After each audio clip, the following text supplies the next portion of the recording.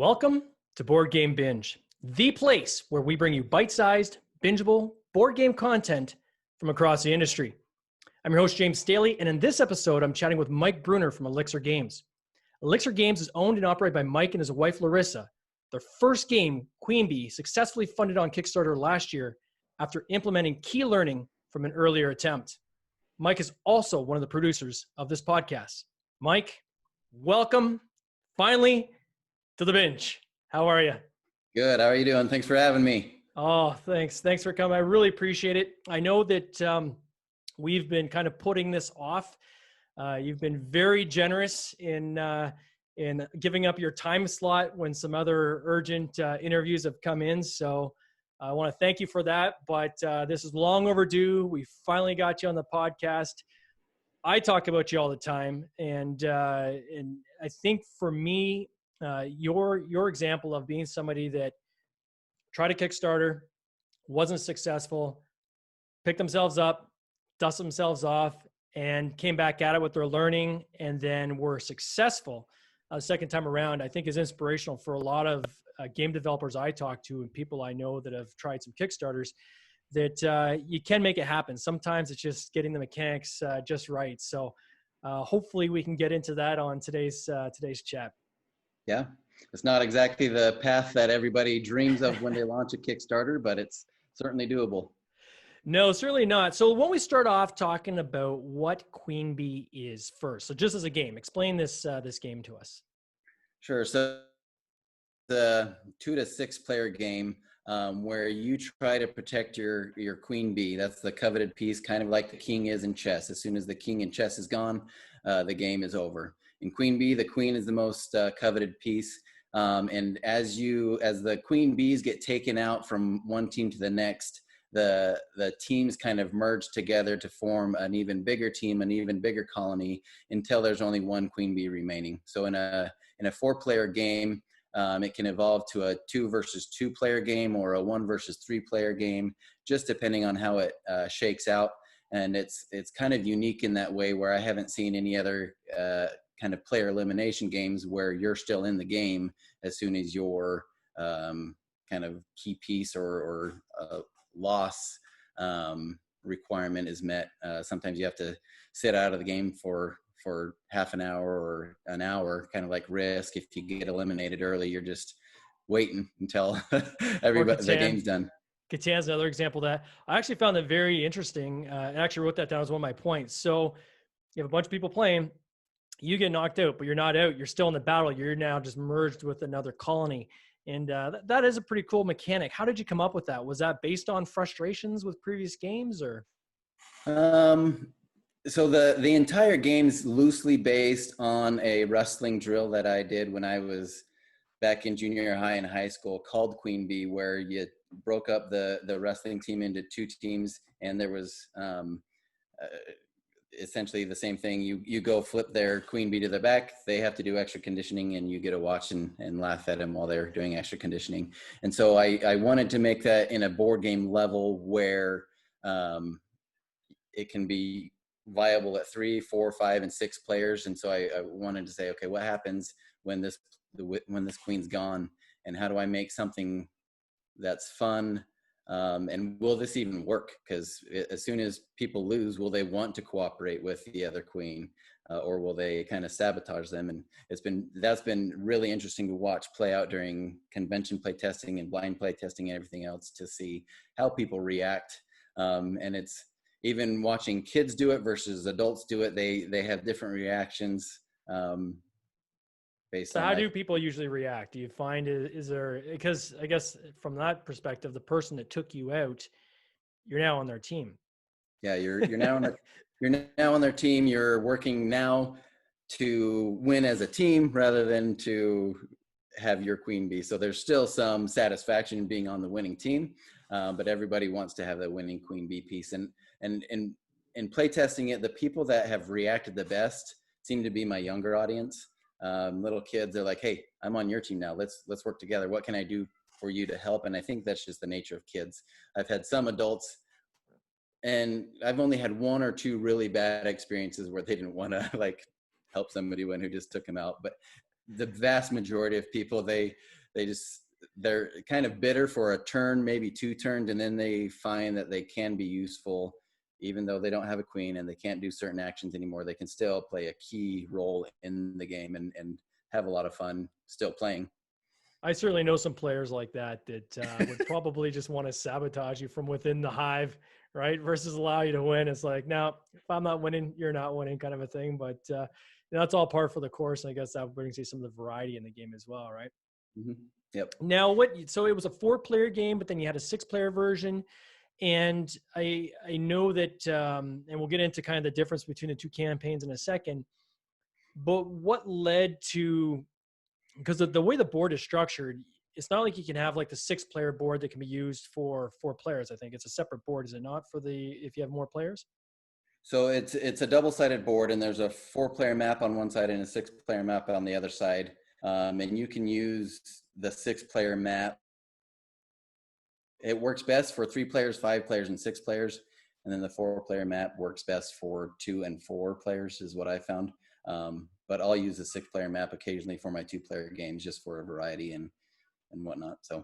And the decision to do minis, because you got a lot, like there's a lot of minis in this game, like a lot, right? Like, I don't know what it weighs, but it can't be light. Like there's a lot of minis in this game. So what was the decision to go down that path with the minis? So one of the first games I ever backed was the Grim Forest, and it has some thought that enhanced the experience so much more than wooden pieces or plastic pieces or whatnot. And so I wanted something that really helped immerse you into that experience of controlling bees and having these bees that have pitchforks and crowbars and everything else. And that was one of the first things I actually contracted out to get the work done, was sculpting my minis, which is usually like one of the last steps. Sure. But I just like the experience. I like the feel. I like just how much cooler the game feels. And on the table presence, there have been times where I've just put my game set up at a convention and I've walked away to go play test with another game designer or something. And somebody will see it, they'll look and they'll pick up the rule book and they'll start playing. And so I think it just adds to the table presence and the overall experience. Well, people certainly love their minis, especially in the Kickstarter world. So let's talk about the 2 campaigns. So the first one wasn't successful.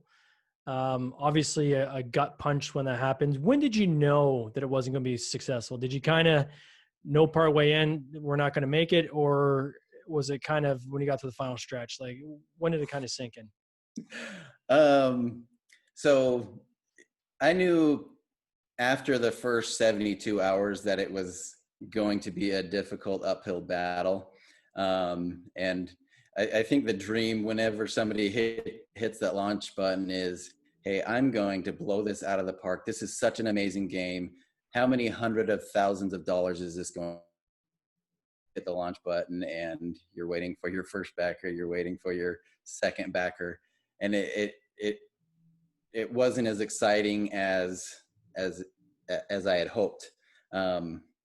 And so within the first 72 hours, I knew it was going to be an uphill battle, but I knew even if it didn't succeed, that I might get people like you that backed the first campaign that probably just came across it, whether it was an ad or a Facebook group, that backed it and stuck around. And so I knew even if I wasn't successful in funding, that I might get some people that would follow me through to the relaunch and help make it the next go around successful. Yeah, I backed this. What attracted me to this game was that my brother is a beekeeper, and he and I play a lot of games together. And I'm always trying to get him to try new stuff. He's not always excited to try a new game. But when I saw this one, I thought, wow, this is going to be a game that he has to now play this new game with me, because it's right up his alley and it's specifically for him. So I thought it was really cool, the whole bee aspect. How did you come up with the idea of the bees? Was it based on that wrestling tie-in, or was there any kind of bee theme you've been kind of toying with? Or it was mostly just the wrestling tie-in, and I thought having these humanoid bees with various medieval weapons would be kind of a humorous kind of theme that I hadn't seen before. And people automatically assume that since I've created a bee themed game that I'm a apiarist and have bees, and and I've learned a lot about bees since then. I've even kind of a note for your brother. One of my kind of a youth teacher from when I was growing up, he has a bee colony, and he backed the game, and I was able to play the game with him during the campaign. And after he played it, he bought 5 more copies for all his kids. So Oh, wow. he liked it because of the bee theme, but also the gameplay. And so I think your brother will enjoy it if he likes bees and likes games. So that first 72 hours, and I know a lot of at least new Kickstarters go through the same curve. I went through the same curve where you look at the results on Kickstarter, you scroll through games and you see, oh, this guy's hit 30, this guy's hit 40, this guy hit 100, this guy hit $1 million. And it seems easier than it is just by looking at it. And I think that's a trap a lot of new people coming to Kickstarter kind of fall into, is they set their expectations very, very high. And they don't realize the amount of work necessarily that goes into getting that audience built up in order to kind of tap into it. So what would you say would be the biggest miss on the first time around when you did your Kickstarter campaign? I think mine was related more than anything else to my perception. My perception was create an awesome game and people will flood to it.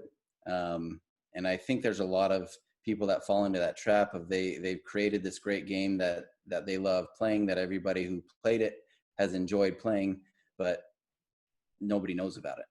And a lot of game designers, they're not marketers. They're great at making wonderful games, and if they go the self-published route, then they're going to make a wonderful game. That I think just having that expectation, and even like when I backed my first campaign back in 2015 or whenever it was, Kickstarter was a lot different back then. Like on my first campaign, I didn't have all the art complete. My board, the artwork for that was unfinished, and that's kind of why I went to Kickstarter, was to use some of those funds to finalize the art and then go to the manufacturing route.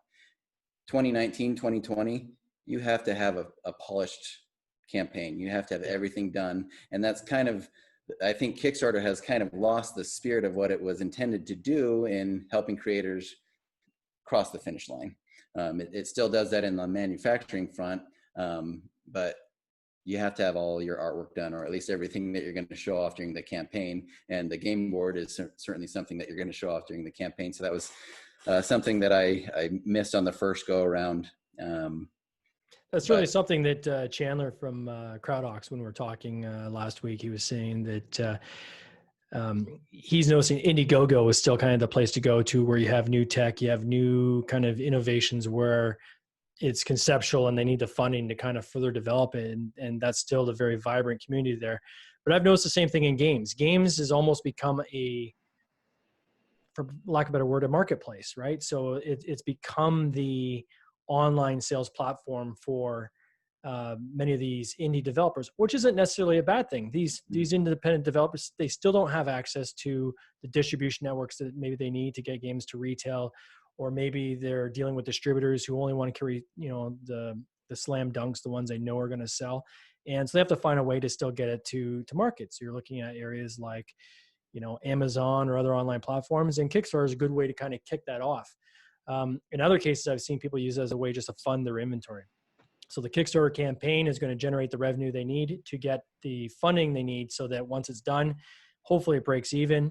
And then they've got now the inventory they can go and sell at retail or sell on Amazon and so forth. So those are different approaches that we're seeing. So you launched a second time, and how much of a gap was there between the first and second time? So my first launch was in October of 2018. My second launch was August of 2019. So about 10 months there. And then, so what were the fundamental changes that you made in that 10-month period? So the 10-month, the mechanics of the game really didn't change much. Kind of what changed was kind of my approach to spreading the word of Queen Bee.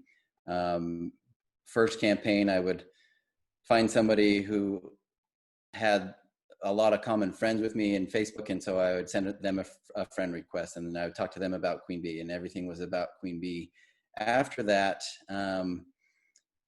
I kind of cared more about them as other game designers, cared about them as other game companies to see what I could do for them, whether they were seeking out play testers or whatnot. And that's how I came across Jeff Beck from Grandpa Beck Games. And that was my first introduction to him. He was looking for a play tester. So I said, hey, I've designed a game. I'm in the process of getting it on Kickstarter again. I'd love to play test the game that you have going on, and I can offer you some words of advice about Kickstarter from a guy who knows how to successfully not fund a Kickstarter campaign. So I can tell you what not to do.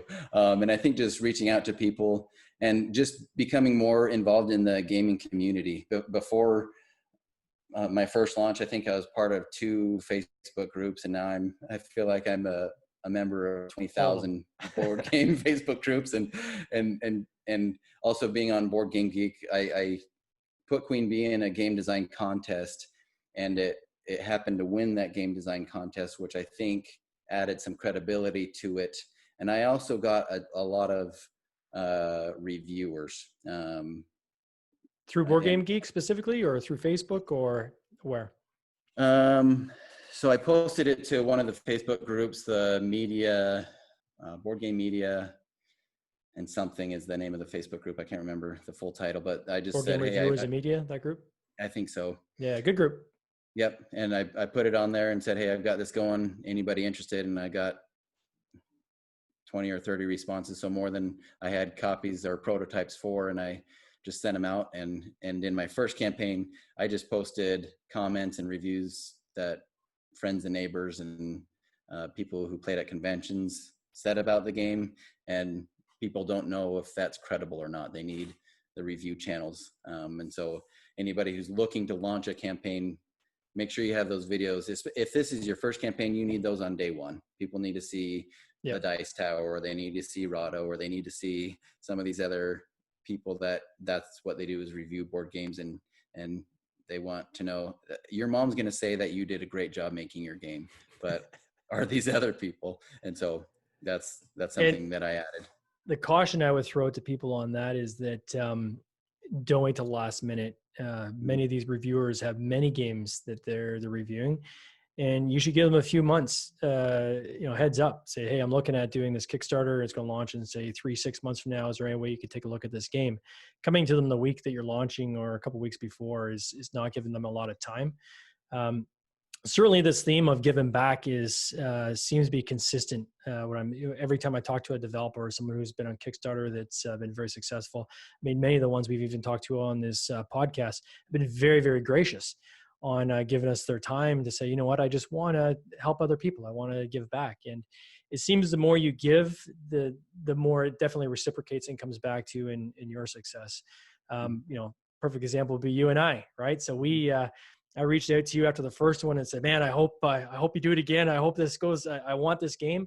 And by the way, is there any advice I can give you? And I don't know if I gave you any useful advice or not, but we stayed in contact, right? And then when we stayed in contact and we started talking about this podcast, and well, specifically the Board Game Binge group, the original intent was just to create some content to pre-populate this group with, right? And then you just kept sending people my way, and eventually it's like, okay, I guess this is now a podcast, right? So we've been interviewing a couple people a week, and these are people who are pretty high profile and have done a lot of great things and are very well respected in the industry. And you've named a bunch of them already, even in this in this podcast. So that wouldn't have happened without your help, and hence the reason you're a producer on this podcast, right? Because you are just very, very well connected, and I'm certain that's because you learned from this, and you seem to be actively reaching out to a lot of people. And a lot of people will speak very, very highly of you as well. They say, wow, oh yeah, Mike, he's a great guy. So, I think if there's any advice that we could collectively maybe offer to other developers out there is that, hey, reach out to people, not just to get, but to make sure you give. And you'll see this in groups too, right? People will just start spamming different Facebook groups with their ads, and most of these groups have now become savvy to that, where they say, hey, you have to give more than you get. and they'll block an ad. We do that even on our board game group. Is if somebody puts an ad up there, usually we'll let the first one slide, but then they do get flagged. Like if that just came out of nowhere, where they just dropped this post on our Facebook page within a day or two of joining it, we want to make sure we can help people get their message out. But there's got to be that give and take. So maybe reach out to us and say, hey, let's talk about your game, or maybe we can do an interview, or go from there. So getting back to Queen Bee, there was 3 things I wrote down. So one was, and I call it the trifecta. So we've got Crowdox, Sarah Keel, and there was one other thing you added as well. So you had your Crowdox was on the back. Oh, and game trays. So these are 3 things I noticed in your second round that weren't part of your first round. Can you talk a little bit about each of these 3? I mean, obviously Sarah Keel is well respected in the industry. She's done a lot of games. Artwork is fantastic. And talk a little bit about how these 3 different groups were integrated going into the second campaign. Yeah, so Crowdox was always in the plan, but it was in the first campaign, it was not publicized, I guess. Oh, and okay. In the second campaign, it was Chandler's great. He's a wealth of knowledge, and he's an open book, and so you can talk from him, and with any advice, you'll filter it out, and most of the stuff he says is good advice. And so having Crowdox and their expertise in my back pocket was very helpful, especially between the first and second campaign, because the first campaign I knew everything and I didn't need advice. I was gonna of course, yeah. succeed, and then all the answers. And then after I failed and said, okay, maybe I should have listened to you a little bit more. Let's have that discussion again. And he was not been out of shape of not listening the first time or held any grudges. He said, yeah, let's talk again. And then Sarah Keel, I think that was one of the main things that people commented on in my first campaign was, I don't like your board. It doesn't match everything else. And I said, and I think I said already in this podcast, was that's what I was going to use some of the money for, was to finish the board off. And I think people just, as a first time publisher, they want to see everything to make sure that it's not going to give them an eyesore when they put it on the table. They want to know what it looks like. And so I brought her in. She was phenomenal to work with. She's the artist of all the Facade games, and she's able to use a lot of different art styles. Each of Facade games are in a different style. And I used a different artist for my box and for my cards. And I approached her and said, hey, I probably should have used you from the start. That would have been the smart thing to do. Can you make a board that matches the art style used throughout the game? And she absolutely could. And again, she's a great person, and she wasn't hurt or offended that I used somebody else for my card art. Sure. And she just hit the ground running and made a phenomenal board that is now one of my favorite components of the game, because I think it looks great and better than I imagined it. And then the game trays, just working with Noah, having renderings during the second launch, I think was important, because you can say you're going to have cool trays, and people typically don't get excited about storage components, but they do. Some people do. Yeah, they do get excited about game trays. Mine have gone through several evolutions, and ultimately I think landed in a great spot for the game. Some people were disappointed that they weren't in the shape of a hex, but that's not a practical shape for trying to fit everything in a box. We went with a hive shape, which sticks true to the theme and is very functional and works well. And I think a lot of people liked that solution to the game, especially from a small publisher, because a lot of the things are kind of premium things that some of the bigger companies use, and my little publishing company was able to get some of the good stuff. So you funded at 582 backers, so you're written down here, and you hit 27,000 on a target of 19,000 Canadian, which is pretty impressive. And overshooting your target was good. where is this game right now? So I don't think it's fulfilled yet, right? So I think you're close. And can you Mhm. talk a little bit about how maybe COVID may have impacted you, or kind of just where you're at in the process of the fulfillment side? Sure. Yeah, so yeah, to answer your question, my games are on a boat over in China right now.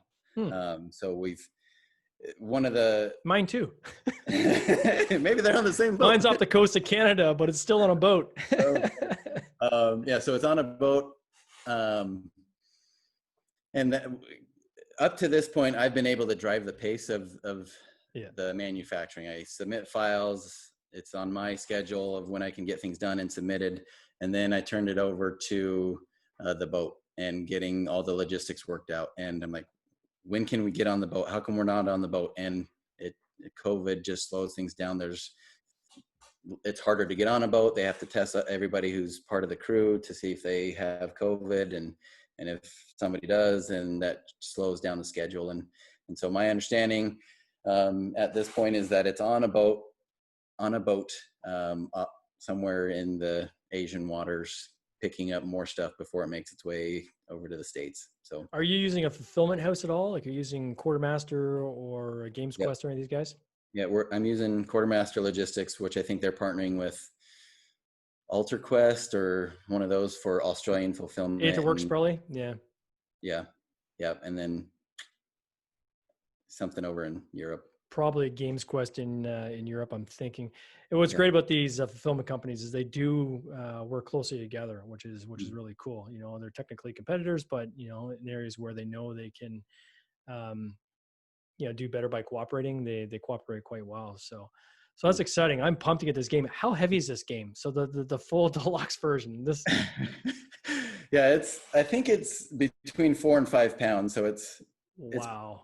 it's pretty beefy. And speaking on that, in the 6-player version, which I think is the one that you got, most people got that one. I had 308 backers at the Queen Bee level, which is the 6-player version. That was $59, which a game with 90 miniatures for $59, that's a pretty good price. And that was the price on my second campaign. In my first campaign, I listed those at $49. So I was able to run a second campaign by increasing the price, fully funded. And I think going back to kind of the theme of this podcast or this episode is, if you network, if you kind of pay things forward, you can increase the price. You can fix the errors that you made on your first campaign. People may not have really liked that I increased the price, but I think they knew why. And I let them all know that I was going to do that. All the backers from my first campaign, I said, hey, we're going to relaunch. I'm going to increase the price, and this is why. I could offer it to you for $49 if I made 10,000 copies of the game. Yeah. But now that I have a more realistic perception, I'm only making hundreds of this game and not thousands of this game. And so $59 is still a better price than you're going to find for most games that have 90 miniatures. And I think it worked because I was more present in the other Facebook groups and more part of the gaming community. Is it, I mean, I'm almost wondering if you would have lost money on that first round, just being priced too low. I think what it would have essentially done, I might have lost some money, or I would have had to invest more of my own money, but it would have certainly given me less inventory to try and sell at conventions and other things. So it was really like bare bones, break even. If I hit my funding goal exactly at this price point, I'm not making any money or having any inventory. And so, how many games did you produce? What was your minimum run? I got 700. 700. Wow. So for people listening, typically the lowest you usually will have is 500 games as a minimum target. But you're usually going to land somewhere between 500 and 1,000 to get any kind of decent pricing on your game. So where do you go from here? Where's the Elixir Games has got the first one kind of launched. You've got the wounds and the scars to show it, and you've got the success. Is there another game that you're working on? Is there anything else that we can expect coming from you soon? Probably not anytime soon. I want to make sure everything goes smoothly with this one. This one has always been a more of a passion project, and I think the next one will be. I want to make sure everybody gets their game happily. If there's any board issues or card issues, or they got the wrong Bs or whatnot, I want to make sure that they're happy. And so, because I am an unknown, and I want to make sure everybody's happy from the get-go. After that, I'll dive more into the next game design. I've got, I think, 3 or 4 themes that I would like to build the mechanics for. But it's been I want to dive into those, but something with Queen Bee would come up, and I switched my focus back to that. And just being me and my wife running the company, and mostly me responding to the emails, it takes a lot of time when you have 580 kids. and you have 5 kids. Yep. Yeah. Young kids too, right? That's Yep. wow, you guys have got to be experts at time management. Thank you so much for coming on the podcast. I really do appreciate your time. It's amazing how fast these things go. Mm-hmm. If anybody wants to purchase this game after the Kickstarter campaign now has obviously been concluded, are they going to be able to get on Amazon, or how best will they be able to try Queen Bee? Yeah. So again, with the pricing, I don't have the margins to sell it on Amazon or to sell it to kind of brick and mortar stores. Sure. So it'll be through my website, which will be elixirboardgames.com. Or you can just email me, and we can do things the small business way. Somebody that might have some stock, I guess, eh? Yep. So. Awesome. Well, hey, thanks again for your time. I really do appreciate it. And all the best to you and your family. Yep. Thank you. Take care. Cheers.